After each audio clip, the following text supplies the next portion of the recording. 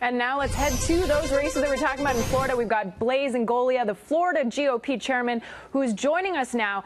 We need to talk about the president, the fact that he's not on the ballot, but his endorsements certainly are. If you're looking at the stats, 2 out of the 37 endorsements by the president have not won in the primaries. Those are some great stats. And with Florida, you had Adam Putnam, who was seen as the front runner, and then the president did endorse Republican Ron DeSantis. So what does that say about Trump's influence within this state? That Trump is popular. Trump is very popular among the base. He has historic approval ratings here in the state of Florida among the base, 85, 90%. And what he says matters to the Florida primary electorate. You don't think there could be the year of the woman in Florida as well, given Graham? Look, I think it's going to be the year of the Republican here in the state of Florida. You know, the Democrats keep on talking about this blue wave. I think what's going to happen here in the state of Florida is there's going to be a little blue ripple hitting against a big red wall. We're going to stop them, and we're going to win big in November. Well, I actually want to touch on the blue wave because we've often talked about it. We know that Democrats are really saying everybody's motivated to come to the polls. What do you think is going to happen at the turnout, the voter turnouts for Florida? And will that show that maybe the blue wave isn't as big as we thought, or maybe there's some real enthusiasm on the Republican side?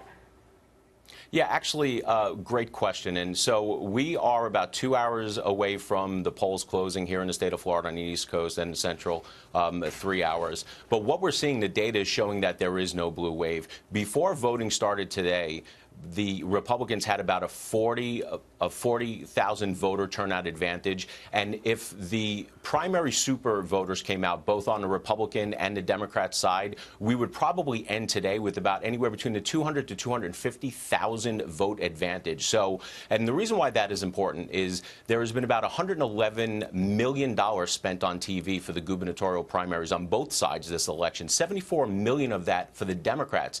They have been pushing this and trying to get people out to the polls, and it's just not happening.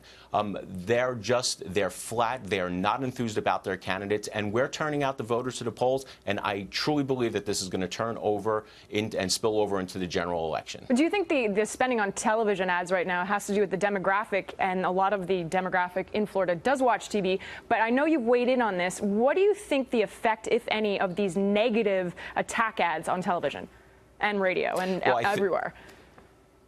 Well, I think the negative attack ads on the Democrat side are going to have a very harmful effect because they have a 5-way primary, and right now we are expecting Gwen Graham to be their nominee, and Gwen Graham is maybe going to get 30% of the vote.